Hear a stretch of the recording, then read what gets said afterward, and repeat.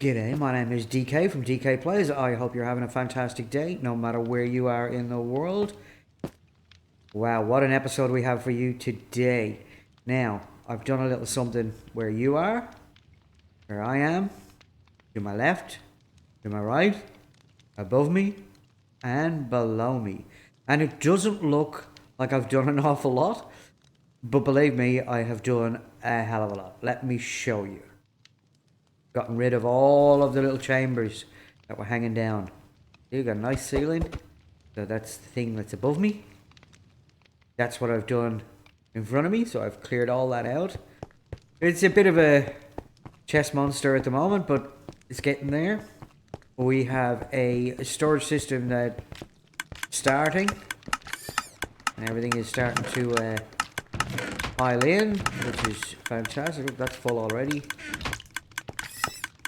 Getting some fish in. Now, it doesn't look like I've done an awful lot down here, right? But in reality is I've moved that wall out 2 blocks. I've moved that wall out 2 blocks. I've moved that wall out 3 blocks. And I moved that wall out 3 blocks. Which was a lot of work. I've also completely filled in underneath here, so it's all solid sand. Except for where right here. These 2 blocks are right above my conduit. So that's the only water that's down there is in the conduit. Now, what I have done is this is a torch tower, 2 double torch tower. One turns the farm on and off. One turns it from the overworld to the nether.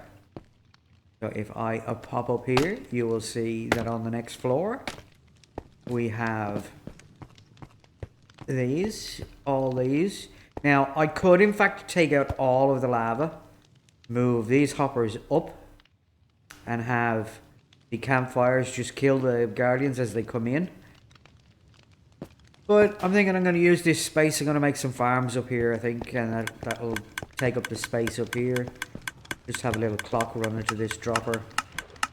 Now, the reason why I have all the slabs on top of the hoppers is it reduces lag.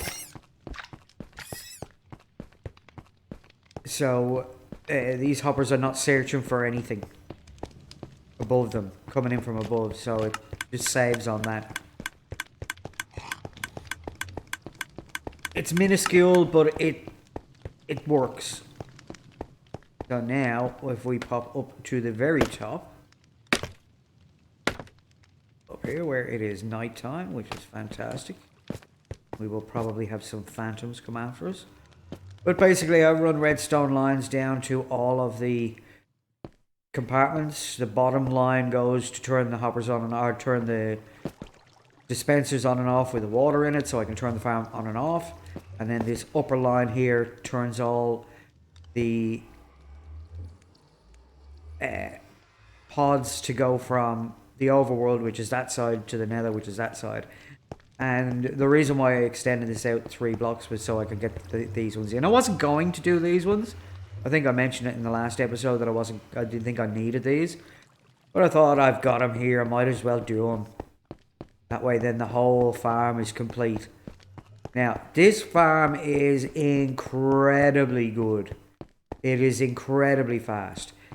Word of warning to you, if you're going to build this in your own world, that if you build this, do not, and I repeat, and I can't stress this enough, do not AFK with going to the nether for any more than about 2 minutes at a time. Because while I was working on the redstone, this torch tower and the redstone above, I had the pods going to the nether. And it took me 5 minutes to complete all of the redstone. And then by the time I went to the nether, the lag was so much that I had to delete the world and go to a backup world. Which is something that I do quite regularly, not delete the world, but I back the world up 3, 4, 5 times a day when I'm playing. Because yesterday, I played for 14 hours, recorded 14 hours worth of footage. And that has been dropped down into that 3-minute time lapse that you're about to watch. and a lot of it has been cut out of that, so I couldn't fit an awful lot in. I could only fit obviously 3 minutes out of 14 hours. So I do have a chest monster, and I haven't finished the storage, so the storage is going to go all the way around. It's going to contain everything. And somewhere in here, this by the way is the very center of the box that we're in. I'm thinking of doing an Enderpearl stasis chamber to get me in here, and possibly another one up the top to get me back out again, because they're a lot of fun. At the moment, to get in and out, I have been either using that at the torch tower, or I've been coming out here and just swimming up. Now, I haven't done anything else in the Nether, and I haven't done anything else anywhere else in the world. I've just been working on this. So the next stage for this is to put a roof on it, or put a lid on it. And I'm thinking of doing the whole thing out of sea lanterns, because it will make it glow. It will make it unspawnable for anything. You just come up 2 blocks and then just cover the whole lot with sea lanterns. And then if we want to build something on top, we can, which will be fantastic. So let's pop that down again.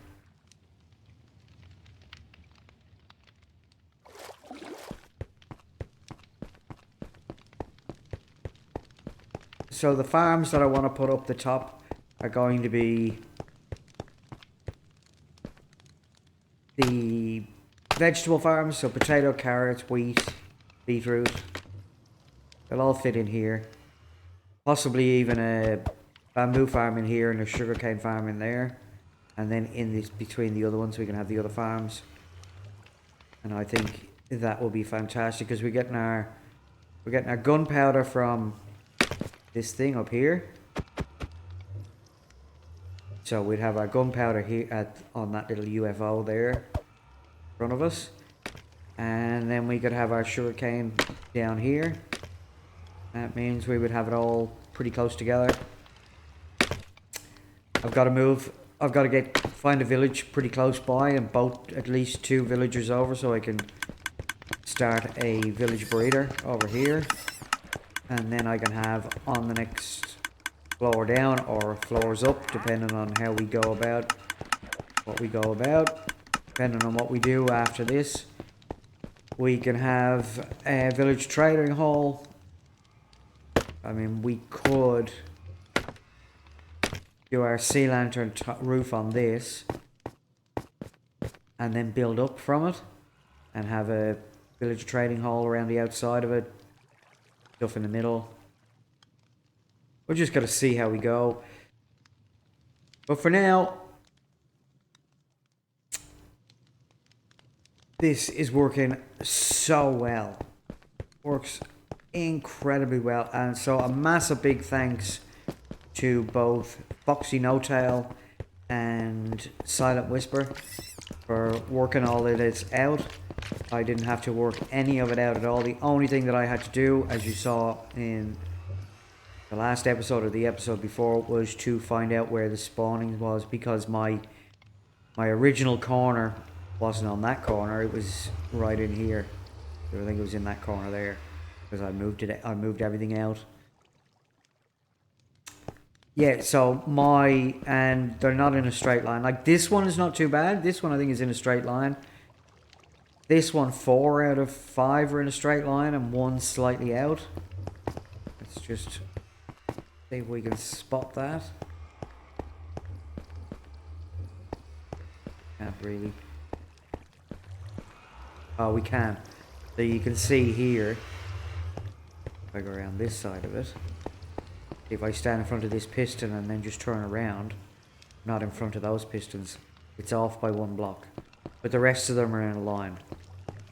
And then I think it goes the same for most of the other ones, where I think at least one of them is out of alignment. That one's in line. Actually, this whole line seems to be in line, which is good. This one is out of alignment.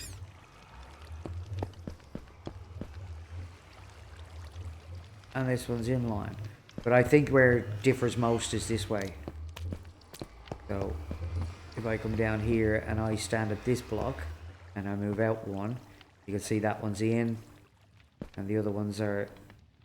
Yeah, so it was a pain in the nuts to get to this point, but we got here. And it works, as I said, it works incredibly well. As you can see, the Guardians here falling down the hole. Definitely worth doing. It's a lot of work, so if you're going to do it, know that it's a lot of work, but it is well worth it. Now the other thing is you only have to drain 4 levels of water in order to do this, but what you do need to do is you need to take out the... You need to get rid of the ocean monument, but you don't need to drain the whole ocean out if you don't want to. If you just want this system up the top here and you just want it to go either into the nether or the overworld, then you know you can just take the monument out. And as you can see, the sand is all the way around now. That's how deep it was that I had to fill in. But that gives us room now to get in there and dig down to bedrock if we want to. Now, as I said, this farm works incredibly well, and I have not done any lighting up of this area. I have not done any lighting up of caves. When I jump into the water like that, you can see up in the left-hand corner under that flashing chest is that icon, and that is the conduit, and that's what gives me night vision and underwater breathing. And it'll disappear. It's flashing now and it's about to disappear. There it goes, and everything goes back dark again. So I could go out and I could light this whole area up and go 64 blocks out from each edge all the way around in a big square or a big octagonal or whatever, or a big circle. And then I could go down underneath and find those 64 block outs and light up every cave and stuff. But the reality is that I don't need to. This farm is incredibly fast, incredibly good. You can see there's guardians spawning in some of the pods. Now when I'm standing here, obviously they're not going to spawn in this one, right? Or possibly even those, the second row. But the third, fourth and fifth row are all spawning. And when I'm down in the bottom, they're all spawning. Even if I go down just to this first floor, this first line might not spawn, but you can see there was a guy just in there. See, there's guys in the end ones.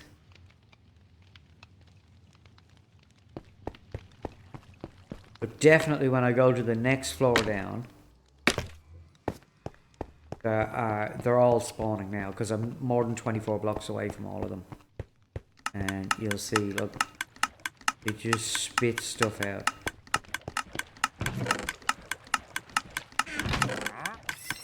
So how far up has this one gone? I only put this in an hour ago, so now I do have an issue with fish getting caught up there, which probably means that this line needs to come out and everything needs to move this way and make it a little bit longer and whatnot. But for now, I've been at this farm for over 120 hours. Now, some of that was mistakes, right? I'll admit to that. I originally built the Iskall 85 farm in here, in this area, and it didn't work. So that took a lot of time. Gathering the sand and building it up to do our big drop like we did in the disaster episode, that took an awful lot of time. Then clearing all the sand out, then building a farm that didn't work, then tearing the farm that didn't work down, then getting this working, getting that all sorted out up there because my grid wasn't the same as Silent Whispers, so I had to go through and work out where every single spawning point was. which was so worth it in the end. If I had just put where he said to put him, and then some of the pods would work and some of the pods wouldn't, it would have frustrated the hell out of me. But by taking the time, and I've got nothing else to do but, you know, in the game but time, right? So you don't have to rush through these builds. These builds can, you know, take your time, get it right, get it to the point where it's absolutely fantastic working for you, or working fantastically for you, and then your magic, right? So I have got so many sea lanterns now. As you can see, this floor has got all these lines, the roof has got all these lines, and I think I've still got 2.5 shulker boxes of sea lanterns. And that was just for building the farm. That's not taking into account what's in these chests now. I could probably make another 30 or 4. No, I could make more than that. So 5 of these. So 1, 2, 3, 4. I could make another 5 stacks of sea lanterns just from what's in that chest. And if I stay here overnight in AFK, this whole thing will be full. And that's why I'm saying we can now dig down to bedrock, because I could in fact extend this all the way down to bedrock. And a couple of days AFK and it'll be full. And then I'll just break the chests, make the sea lanterns and put the chests back on again. But I think definitely in the next episode we are going to go into the nether and do some work in the nether. I really want to do Wither Skull, Wither Skeleton Farm. Again, it will be a Silent Whisper farm. I have tried the crossroads square with the Wither Roses and the Piglin in the center, or the Hoglin in the center, or whatever the hell they're called. Those guys with the bows, with the crossbows. One of those sitting in a minecart in the middle and the turtle egg above him and all that stuff. And it's just not that great. But Silent Whisper has a farm that I think could be worth it. Again, it's going to be a very, very long build, because you got to tear a lot of the monument down, or a lot of the fortress down, and then replace it all with glass panes to find out where the spawning spots are. And then from there you slab off everything and build minecarts and have a piston pushing the guys through a portal into an obsidian box that you then put a charged creeper in with and ignite. And if you don't know this, if you kill a wither skeleton with a charged creeper, you get a 100% head drop. So every single skeleton that you put in there, wither skeleton that is, you will get a head from. So, you know, a couple of minutes AFK to get some wither skeletons, and a couple of minutes at night to gather up some creepers. And then if you've got a channeling trident, you can hit them with the channeling trident and get yourself a charged creeper, and then you ignite them with a flint and steel in an obsidian box with the wither skeletons, and you will get heads. And that means you can get beacons, which makes mining so much easier and so much better. Even though efficiency 5 is fantastic, right? The beacon makes it a lot better, makes it a lot more fun. Now, the conduit that I have over here, underneath these blocks here, the conduit gives you instant mining underwater, which is the one thing that the beacon doesn't do. So it's an underwater beacon, basically. And it also gives you the night vision. As long as your head is in the water, you get the beacon effect.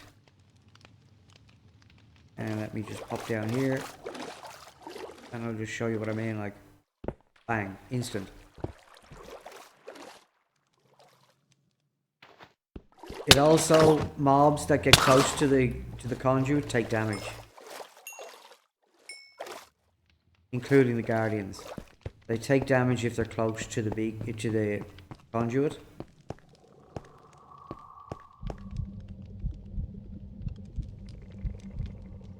I don't even know whether you can hear it or not. No. Right. So, you guys go off and enjoy the time lapse, and I'll see you on the other side.